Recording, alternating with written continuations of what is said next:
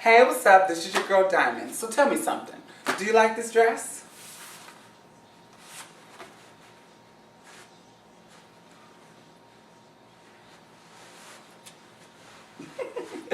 I absolutely love this dress. Me and this dress go way back. You know how some people have their skinny jeans, like jeans that they are planning to be able to fit again, and they never throw them away because they have plans to get back down to that size? This is kind of those skinny jeans for me. Except it has, when I bought it, it had nothing to do with my actual weight. I actually wanted to fit into this dress as a woman. I wanted my body to fit the dress, totally fit it. Because when I bought this dress, I was 19 years old. And let's say that I wasn't as developed as I should be, but as a 19-year-old woman. But, you know, this was my dress that was once I fitted, I knew that I was going to be done with my feminine figure. So this was kind of like my skinny jeans, except it was my woman dress. When you can fit this, you're definitely a woman. When I saw it on the website, I couldn't afford it. But it had everything that I needed in a dress. I could wear it covered up like it's a jacket in the wintertime and really just, you know, feel real badass, like this kind of like a superhero type look, you know. Or I can get really risque and unzip it from the top and really, you know, jazz it up a little bit. Or if I just want to go over the top sexy, zip it from the bottom and go all the way up as far as I could possibly can. So, you know, whatever I wanted to do, I could do with this dress. And it showed if you have body down here. It showed if you had body up here. And it just showed everything you need to have. So, you can understand why it was my woman dress at 19. But this lesson that I learned from getting this dress, I'm going to talk about right now. Because it not only was my physical woman dress, it was my mental woman dress. So, would you like to hear the story? All right, here we go. So, I was 19 years old and it was my freshman year in college. When you go to a HBCU, of course you go there for education, of course. But a thing that is maybe a little different from other schools is there is a slight more emphasis on fashion, on looking good. So everybody is trying to be fly, flyer than the next person. And because I went to a high school like this, I was pretty prepared for this type of environment. I moved from Indiana to Mississippi, and so this is my first introduction to the South. This is my first introduction to the Southern life, all of that kind of stuff. It was a culture shock. First thing I noticed is that the girls' bodies in the South is way different from the girls' bodies up north. I don't know what it is. It's in the water or the food or whatever it is. It just seems like the Southern girls, especially at my school, they just had a little extra this and a little extra that. So their bodies was on point. Just super developed.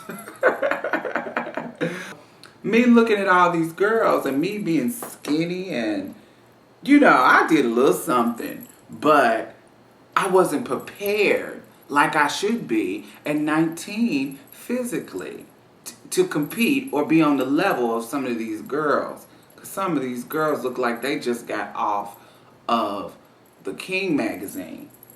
And this was in their peak as far as look, you know. They're young, they ain't got fat yet, they ain't had a ton of kids. They just body right. So, you know, when I came to school, I wanted to compete on that level, but I wasn't there yet. I wasn't there. End of story. I wasn't there. But I was fashionable, so I had to give that. I was fashionable. But I wasn't fitting the clothes like they were. Simple as that. So anyway, when you're done with your classes and you live on a college campus and this is not your home city, you really have nothing to do except for stay on campus. Usually my daily activity after classes, I will go to the cafeteria and get dinner, and then I will go directly to the computer lab.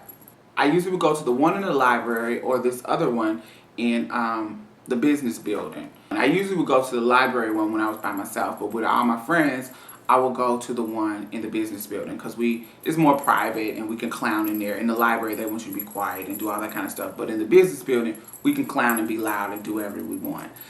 This particular day, I was in the business building and I was online shopping because I wanted to buy something cute for the pep rally, for homecoming.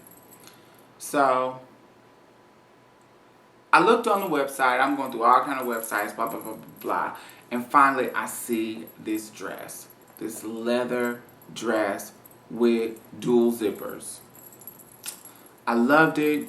It was perfect. But what I would want to do with this dress, I couldn't do yet.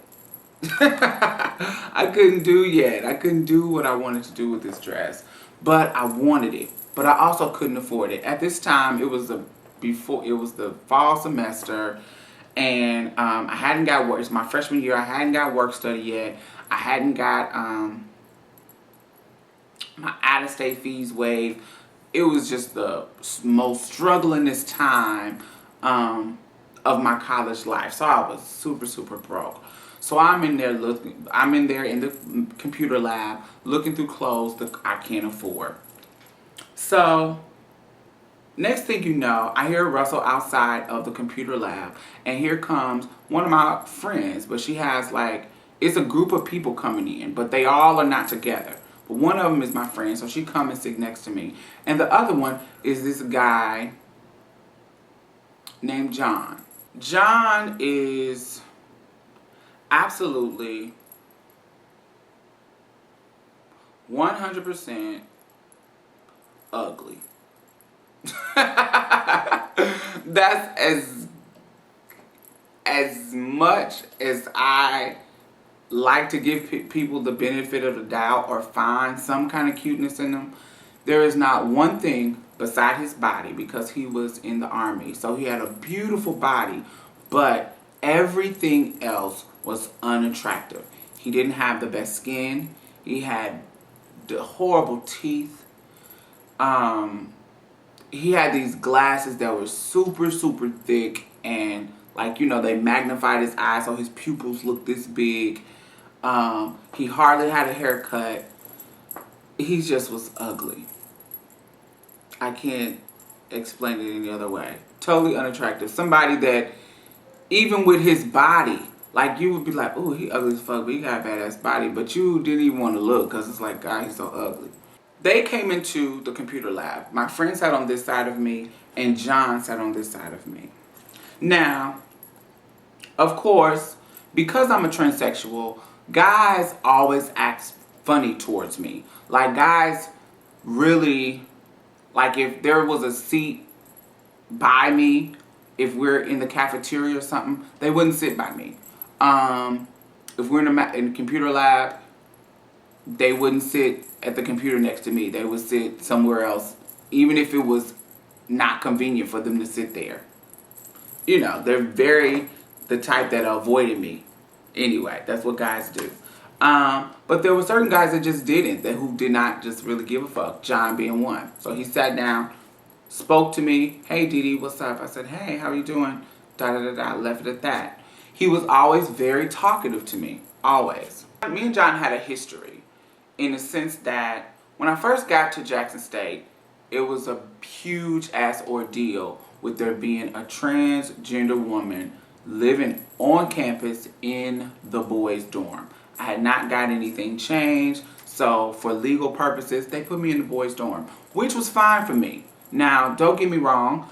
If they told me that I could stay in the girls' dorm, I still wouldn't stay in the girls' dorm.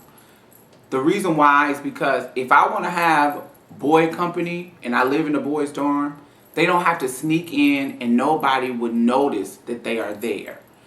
But if I was in the girls' dorm and I wanted to have boy company, I couldn't have them because the boys are not supposed to be there in the girls' dorm. So they would have to sneak in. If somebody seen them, it just would be too open and obvious. But boys come to the boys' dorm all the time because it's a boys' dorm. So if I wanted to have company, I could have it. No problem. So anyway, one of the issues that I was having when I first got there, because I was the first one to ever live on campus, the first transsexual to ever live on campus, and it caused a lot of problems. Threats, I had to fight, had to do all kinds of stuff, blah, blah, blah. John was one of the people who took the time to write me a letter. He wrote me a letter saying that he feels bad that they're fucking with me like this and to keep my head up, blah, blah, blah, blah, da, da, da. It was a really sweet letter. Like, wow, this was really thoughtful for you to do. Because what boys would do, they would slide letters under my door. And they would sneak and slide letters on my door. Some of them would be very vulgar and none of them would be negative, but they would be vulgar. Like, man, you need to let me sneak in your room and suck my dick. Don't tell nobody I sent you this, but I'm in room such and such, such and such, such and such, and you sexy as fuck. All this down low, freaky type letters that they would sneak under my door. Or it would be simple, here's my room number, call me, ask for Derek. Boom. Don't tell nobody I sent you this. But John's letter was really simple, and it was, you know, it's fucked up that they treat you like this, and, you know, keep your head up. Nothing sexual, nothing, just that. But it didn't matter. Remember I said he was ugly. So it didn't matter how nice you are. Anyway, so back to the computer lab. I'm sitting here, John is sitting there, my friend is sitting there. So I'm looking through this website for the dress. And I'm telling my homegirl that I want this dress. And she was like, bitch, that's a badass dress. Da, da, da, da, da, da. Blah. And we're just talking about it. And I was like, I can't really afford it, but I'm going to save for it. And I'm going to get it. Before this year is up, I'm going to get this motherfucking dress. Da, da, da, da, da, da. It just was one of my goals to rock that dress. We kind of clowned, did whatever we need to do. And I end up leaving the computer lab or whatever. So that was in the fall semester. I didn't get the dress for homecoming. I didn't get the dress, period. So spring semester come. Now spring semester, of course, it's the springtime. It's still kind of cold early on, like January, February, da da da da da. I got adjusted to the school life, and I got my work study. They waived my out-of-state fees. So my refunds getting back was bigger because I didn't have to pay out-of-state fees, you know, and I'm getting work study. So it is, my pockets is looking extra right. Everything is as good as it needs to be. So my birthday is in February. You know, spring semester starts in January. So my birthday is in February, and I told myself that once I get my, in February is when we get our refund. I said that when I get my refund, I am going to buy the dress for my birthday and rock it. Right before my birthday, I'm supposed to get my refund check, and I do not. They hold it up, and blah, blah, blah, blah, blah. All this kind of bullshit started to happen. And then when I did get the money, it wasn't as much as I thought it was going to be. And, you know, I really had forgot about the dress, and it really wasn't. I had other stuff that I could buy. I had bought some shoes, and, you know, I bought other stuff, so I really wasn't thinking about the dress anymore. Even though I wanted it, I still would go back and look and da-da-da-da-da, see what the price is, if the price is going to go down, and, you know, that kind of stuff. My birthday comes around. At this point, my work study job is that I am an RA of my dorm. So I work in the office, and certain hours in the office, I'm there to answer the phones, open people's doors, just work in the office or whatever.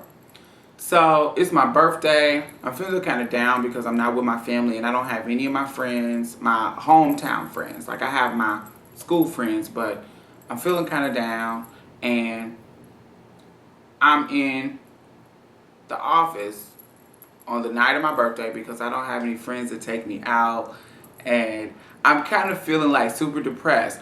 But because my birthday falls on a weekday, everybody else is in too. So I have nothing but, in the office is nothing but the gay boys, because the gay boys just flock to me at this point. And so they're in there, Miss Dee Dee, da da da da da da, and all the butch queens are just out. Any of the butch queens that work in the office, they in there. They down there at night because we clown and kiki all night. And so even the straight boys is in there. So even the straight boys that work in the office. Now the straight boys that don't work in the office, they're not going to hang out there because it's tons of gays. It's just a gay function. Everything is popping. You got girls coming into the lobby, talking to the other boys. Boys coming in and out to buy drinks. It's just kind of really busy all over the dorm right now, where we're at, the section of the dorm. So all of a sudden, John comes through the door with flowers and a box. And this is my birthday. He comes right to the office. There's like this window kind of thing that everybody will see him bringing these flowers and this box to me in front of everybody. He gives me the flowers and the box. I open the box, and here is my leather dress.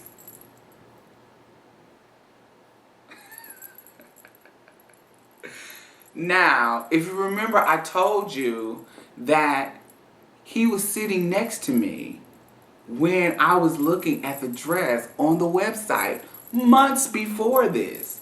And he remembered that I wanted the dress. And he bought it for me for my fucking birthday. And brought me some damn flowers. The absolute sweetest thing that anybody has ever done for me at this point in my life.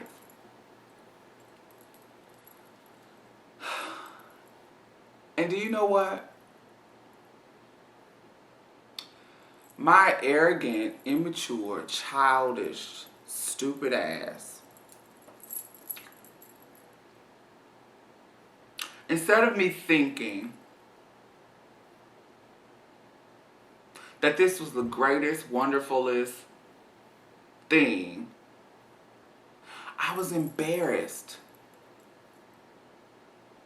I was ashamed and embarrassed that this dude that I thought was so ugly was doing this in front of everybody.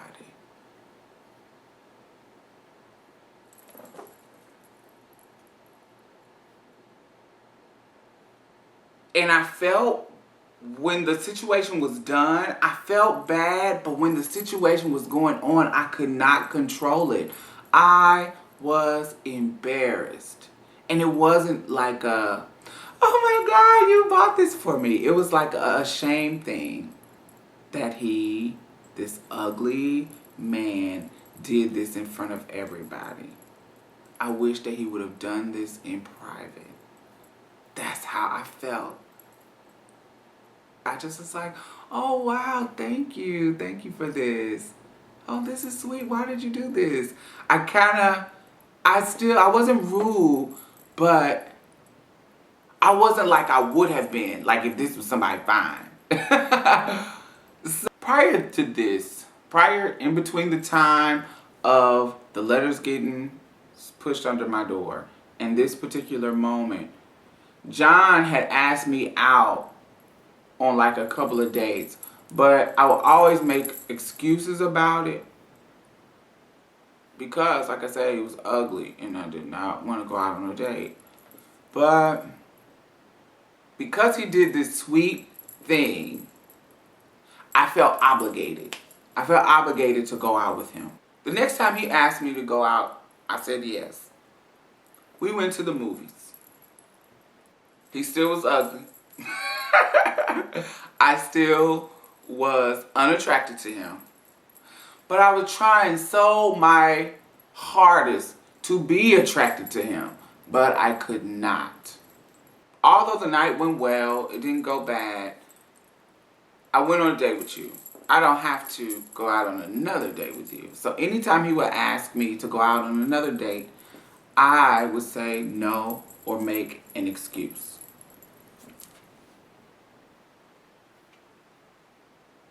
At the end of the school year, John was going to the army or something, some type of military thing, because I told y'all he was in the military. At the end of the year, John sent me a letter, the last letter. And the letter said, in other words, it basically said that he is leaving Jackson State and he wanted to let me know that I was one of the highlights of his stay in Jackson. And that I inspired him to accept himself and to love himself like I did.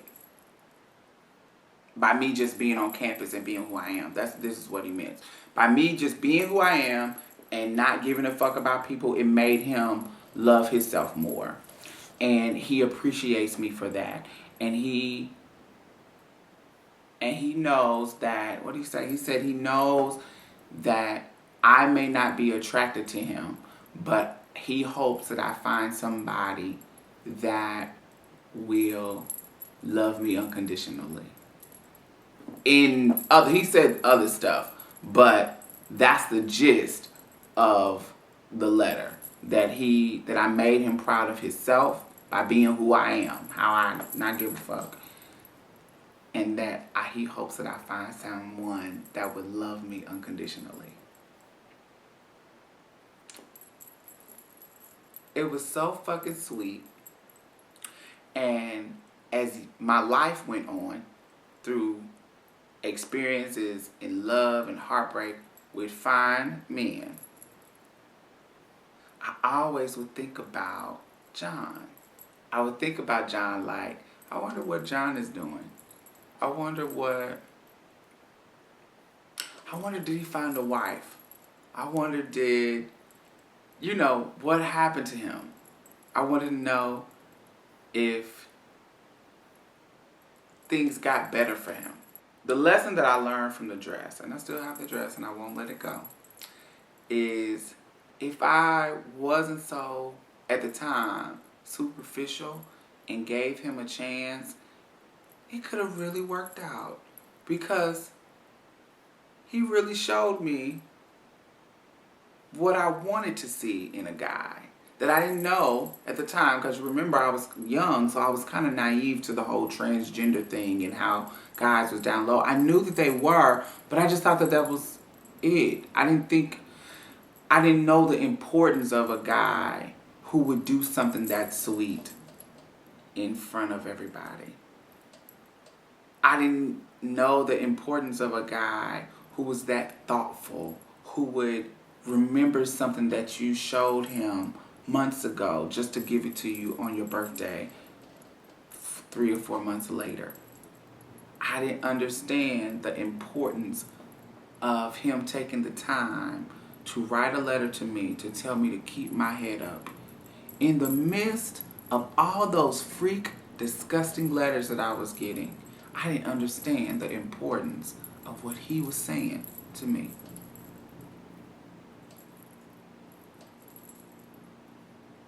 Do I regret it? A little bit. If I was who I am now, would I change my actions? Yes. but I wasn't who I was now. I wasn't then who I am now. So, you know, I had to learn my lesson. I had to learn the lesson.